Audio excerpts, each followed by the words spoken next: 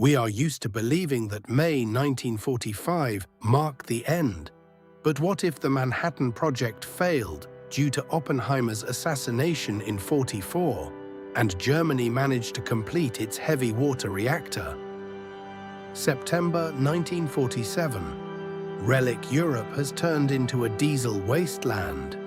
History didn't stop. It simply changed the laws of physics. The depletion of Middle Eastern oil fields by 1949, the lack of a compact nuclear charge led to the hypertrophy of conventional weapons. Instead of jet aviation, ultra-heavy diesel bombers running on synthetic fuel squeezed out of coal seams. The sky belongs not to fast fighters, but to armored air carriers. Millions of tons of ore are burned daily to sustain a single week of the front line. Strategic thought reached a dead end, mirroring the Western Front of 1916.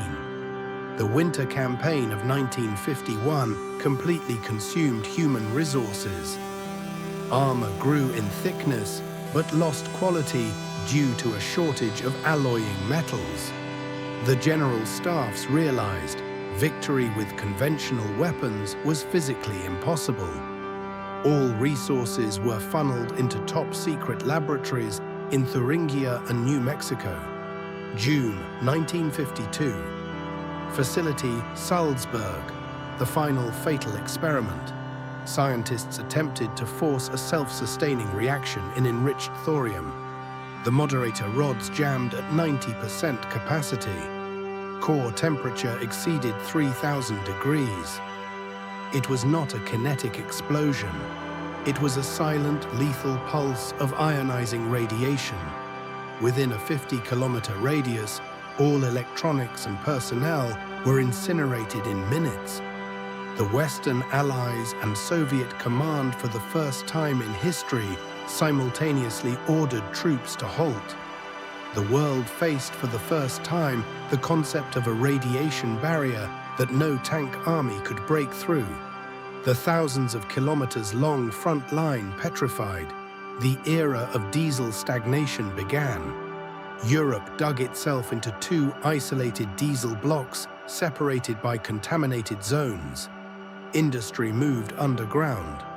The world entered a phase of cold diesel confrontation. Instead of atomic blackmail, diplomacy relied on the threat of dirty thorium bombs. Progress ground to a halt. Science was subordinated solely to isolation and survival tasks. The world became trapped in its own giant machines and dead land. But what happened when in 1965, one of the blocks attempted to break the status quo? March 1965. 13 years of silence are shattered by the sound of hydraulic blast doors. Germany unsealed Project Erebus, automated missiles carrying thorium warheads. Allied intelligence detected an anomalous radiation surge over the Alps. For all 13 years of the freeze, industry didn't wait. It went deeper underground. Bunker cities transformed into autonomous closed ecosystems with their own laws. Every breath of air and gram of synthetic ration was strictly accounted for. Communication between citadels was maintained by heavy nuclear diesel armored trains. But unsealing Erebus shattered the fragile balance of 1952. To power the launch complexes, the diesel reactors demanded new resources. Diplomacy was replaced by a network of deep sabotage intelligence. In April 1965, the Soviet Granite Group penetrated the Salzburg II facility. What they found in the chief designer's safes shocked Moscow. The Erebus missiles required no human order. They were launched by a mathematical algorithm. Sensors will detect the destruction of central hubs, and the system will strike automatically. May 1965. Mutual deterrence reached the technical limit of physics. Both blocks declared the highest state of combat readiness in all 20 years. the world hung on the serviceability of analog relays and the absence of noise on comm lines. On June 12, 1965, a cooling system failure at Silo 1 triggered a false launch. A single missile with a thorium payload lifted off its pad and set course for impact. Opposing side automatics logged the launch and initiated a 300-second countdown. Staffs had 5 minutes to decide. Is this the beginning of the end or an oil system error? The world was saved by an old doctrine, a heavy diesel interceptor aircraft. Major Dmitry Sokolov took an extreme risk, opening fire on the main engine. The warhead did not detonate, but thorium dust scattered over the abandoned neutral zone. The 1965 incident demonstrated automating war would lead to accidental self-destruction. Automated Erebus launch systems were dismantled and placed under triple mechanical control. Construction of the new dividing line between blocks reached the scale of the Great Diesel Wall. Industry fully shifted to a closed cycle of scrap metal recycling and synthetics. A whole generation of people grew up having never seen actual sunlight in their lives. A lull settled in, which historians would call the era of iron slumber. But in 1972, on the borders of the dead zones, those appeared who sought not resources, but truth. They hunted for punch cards and diaries of the early thorium project developers. Rumors spread through the undercity of a third uncontaminated backup complex. Facility Oceania, an automated diesel platform in the North Sea, still executing its 1947 program. On the 4,625 kHz frequency, a new, previously unknown digital code began broadcasting. It was not an SOS signal. It was a preparation timer for the final reboot. July 1975. The intercepted signal turned out not to be a glitch, but the initiation of a purge protocol. Platform Oceania operated for 28 years without human intervention, driven by analog logic. The fort's automated defense logged an approaching submarine and released depth mines. Soviet diesel submarine K-149 suffered critical armor hull damage. The captain issued orders for an emergency assault landing directly onto the fort's pillars. Inside Oceania, the assault team encountered mechanical sentry turrets.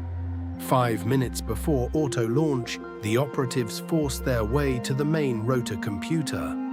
On the punch cards were coordinates not of military targets, but critical power grid hubs. The 1947 creator's goal was instantly plunging all of Europe into darkness.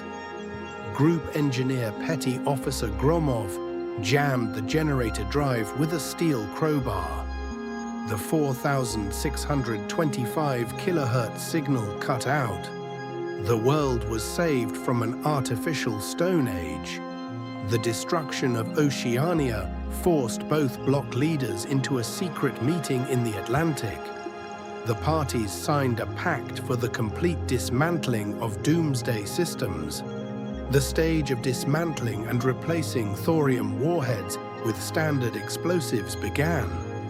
Thousands of tons of enriched materials were sealed in the deepest subterranean shafts. Military hardware reverted to classic diesel engines and thick cast armor. The 1980s arrived. A period textbooks would name the lead piece. Humanity adapted to life in closed industrial sectors under concrete vaults.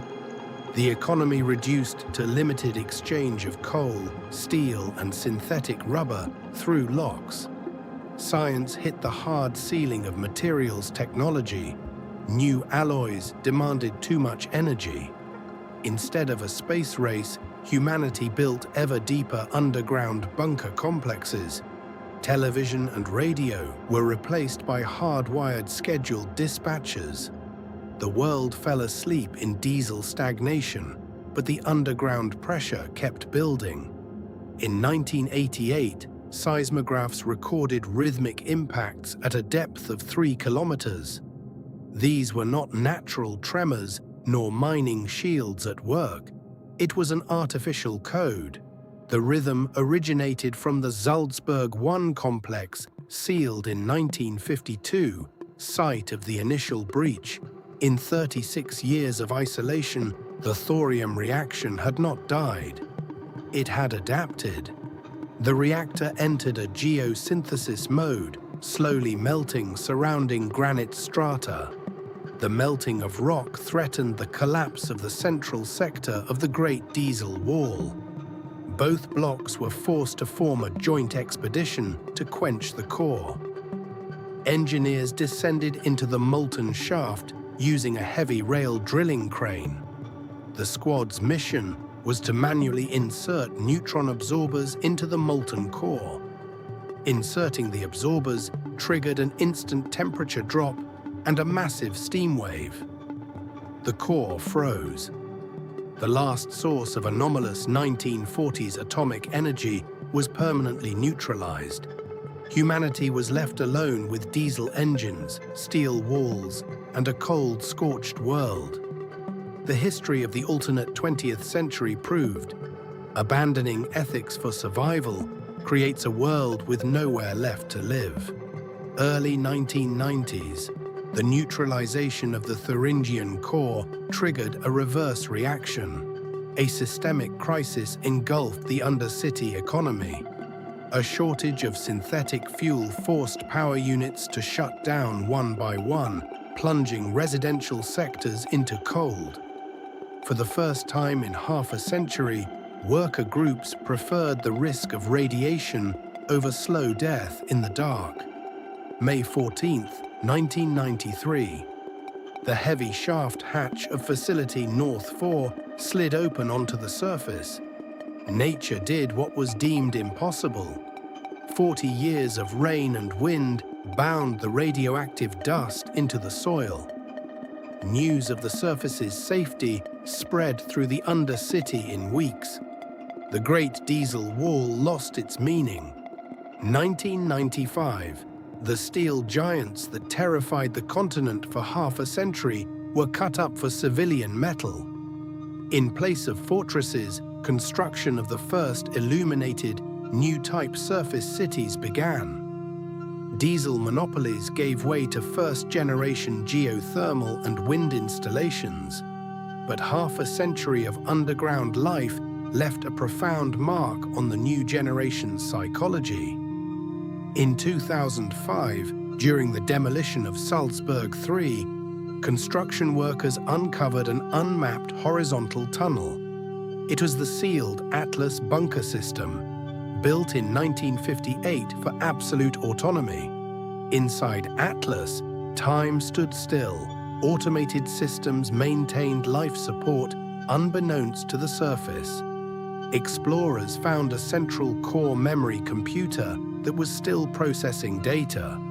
Schematics appeared on screen. Atlas was designed not for war, but to create a global geomagnetic shield. In 1954, scientists calculated thorium tests caused ozone layer degradation and lethal solar radiation. The military standoff of the 1950s to 80s was merely a cover for constructing subterranean survival infrastructure. The main Atlas display ticked down a countdown. 35 years remained until the next solar maximum cycle. The 2000s world realized the undercity was built not to hide from humans, but to preserve the species. Governments decided, do not destroy the underground infrastructure, but modernize it. On the surface, construction of geomagnetic emitter towers, Project SHIELD, began. The old diesel blocks completely merged their power grids to feed the shield. 2015. The first full-capacity test of the geomagnetic defense system. The shield worked. The dome is capable of repelling a solar superflare of any intensity. Humanity meets the future not in fear of war, but in full readiness for the cosmic trial. Old diesel bunkers became the foundation for a new cycle of civilization. The alternate 20th century proved even the grimmest technological dead end can be overcome by shifting purpose. Instead of atomic ash, the world chose the path of tempered survival and unity. But what awaits this world when in 2030 the protective dome faces its first superflare? Subscribe to the channel so you don't miss the next alternate history scenario. To be continued.